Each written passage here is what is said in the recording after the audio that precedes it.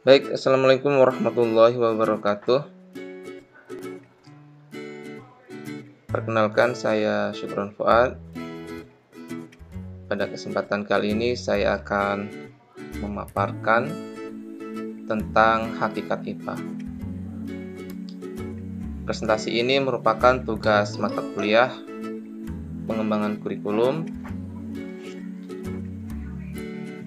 program studi Magister Pendidikan IPA. Dosen pengampu Ibu Dr. EN Hainilah MPD dan Ibu Dr. M. Setiarini MSI.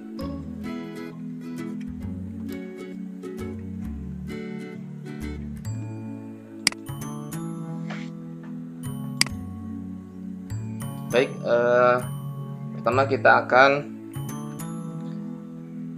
menjabarkan apa pengertian sains ya. Apa sih yang dinamakan sains? Sains dalam bahasa Inggris ya, berasal dari bahasa Inggris yang artinya adalah pengetahuan. Kemudian dari bahasa Latin ya, scientia ya, science. Kalau yang atas science, yang ini scientia, yang artinya adalah saya tahu. Jadi sains adalah pengetahuan ya.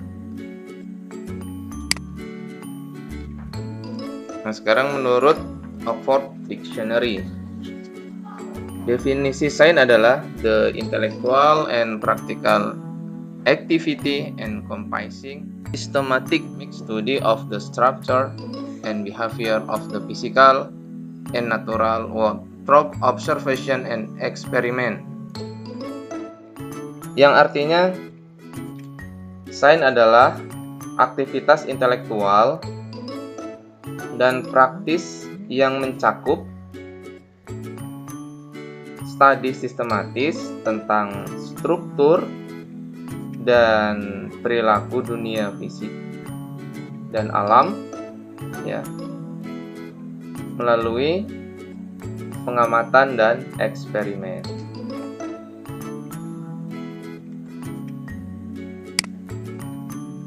Kemudian dalam Kamus Besar Bahasa Indonesia, sains berarti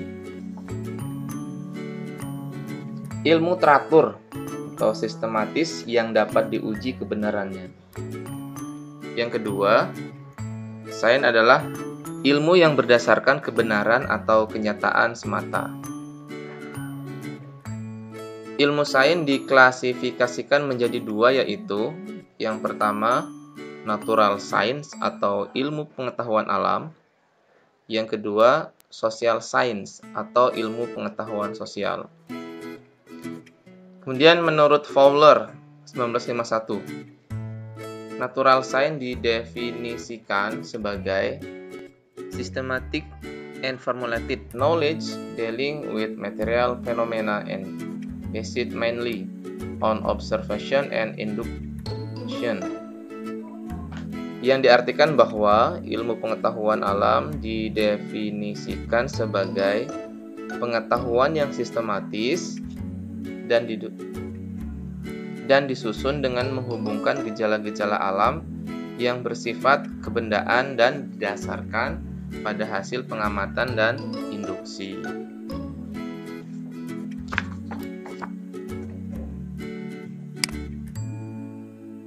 Sekarang kita akan menjabarkan pengertian IPA atau natural science ya, menurut beberapa tokoh ya, menurut beberapa sumber.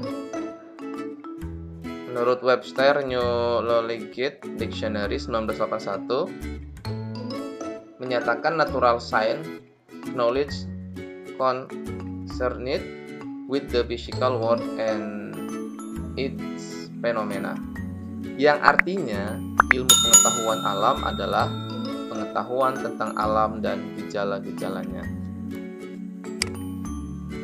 Lalu ilmu pengetahuan alam atau natural science ya, menurut Purnell dalam Concise Dictionary of Science 1983 tercantum definisi tentang IPA sebagai berikut.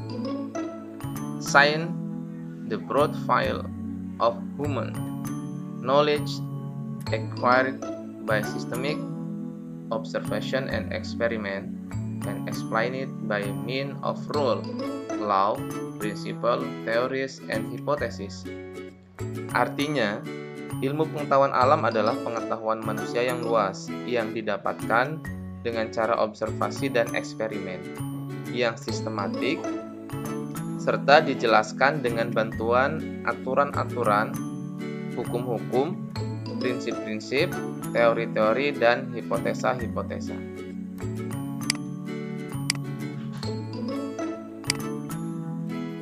Kemudian menurut Robert B. Sun, ilmu pengetahuan alam adalah sekumpulan pengetahuan dan juga suatu proses.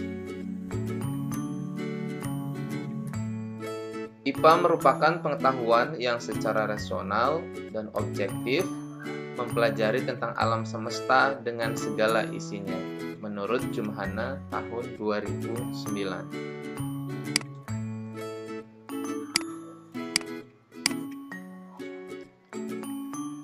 IPA merupakan suatu pengetahuan yang bersifat ilmiah.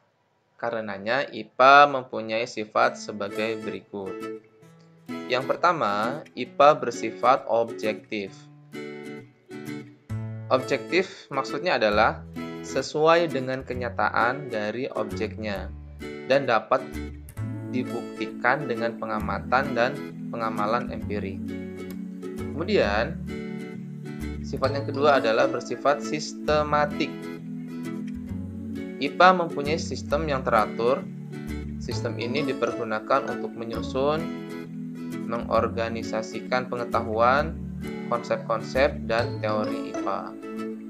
Kemudian sifat yang selanjutnya adalah bersifat metode ilmiah. Metode ini dipergunakan untuk mempelajari objek studi, untuk memperoleh pengetahuan dan juga cara berpikir, dan memecahkan masalah. Nah, apa sih tujuan pembelajaran IPA? Di sini ada 7 ya. Ada 7 pembelajaran IPA.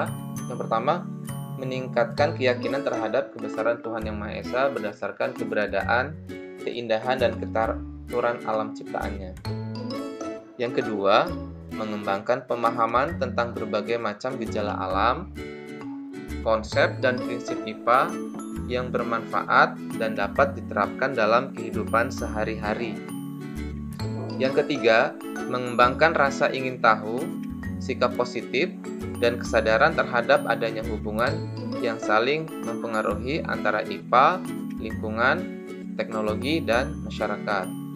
4. Melakukan inquiry ilmiah untuk menumbuhkan kemampuan berpikir, bersikap, dan bertindak ilmiah serta berkomunikasi.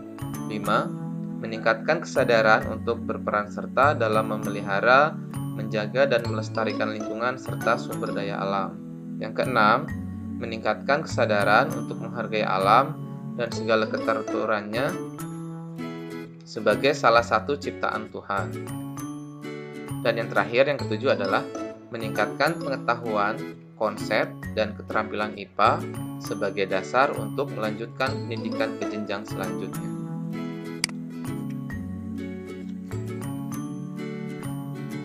Kemudian hakikat IPA. Apa sih hakikat IPA? Hakikat IPA atau hakikat sains adalah landasan untuk berpijak dalam mempelajari IPA. Menurut Karin and Son 1989, hakikat sains dibangun oleh 3 elemen penting, yaitu sikap, proses atau metode, dan produk. Science has 3 major elements: attitude, process or method, and product. Attitude are certain belief, value, opinion, for example, suspending judgment until enough data has been collected relative to the problem, constantly endeavoring to be objective. Process or method are certain way of investigating problem. For example, making hypothesis, assigning, and carrying out experiment. Evaluating data and measuring. Product are fact, principle, law, theory. For example, the scientific principle, metals when heated expand. Sekarang kita akan membahas satu persatu. Yang pertama, hakikat IPA yang pertama adalah IPA sebagai sikap ilmiah. Maksudnya adalah dalam proses IPA mengandung cara kerja, sikap, dan cara berpikir. Dalam memecahkan masalah atau persoalan, seorang ilmuwan berusaha mengambil sikap tertentu yang memungkinkan usaha mencapai hasil yang diharapkan. Menurut Minnie, Herli, dan Hedro Darmojo, sikap ilmiah yang dapat dikembangkan pada anak yaitu ada 9. Yang A, sikap ingin tahu. Yang B, sikap ingin mendapatkan sesuatu yang baru. Yang C, sikap kerjasama. Yang D, sikap tidak putus asa. Yang E, sikap tidak berprasangka. Yang F, sikap mawas diri. Yang G, sikap bertanggung jawab. Yang H, sikap berpikir bebas. Yang I, sikap kedisiplinan diri. Kemudian yang kedua, hakikat IPA yang kedua adalah IPA sebagai proses.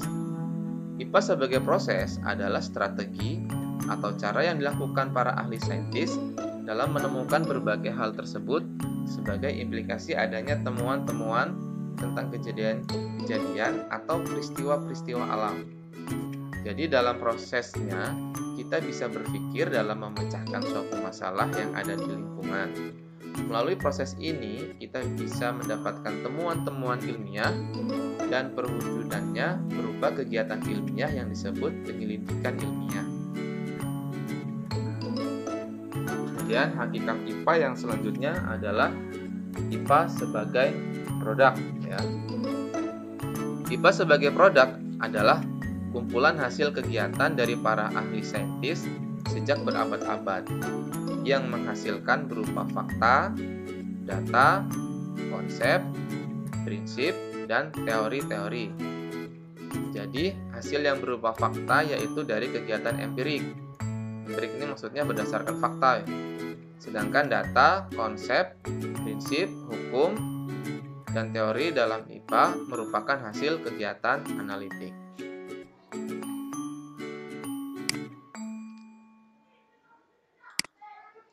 Kemudian yang selanjutnya adalah metode ilmiah. Metode ilmiah merupakan cara-cara ilmiah untuk memperoleh pengetahuan dan yang menentukan apakah suatu pengetahuan bersifat ilmiah. Lalu, apa langkah-langkah metode ilmiah? Langkah-langkah metode ilmiah ada 5 tahap. Yang pertama adalah perumusan masalah, yang kedua penyusunan hipotesis, yang ketiga pengumpulan data, yang keempat pengujian hipotesis, dan yang kelima adalah pengambilan kesimpulan. Nah, ini daftar pustaka yang saya ambil dari berbagai sumber.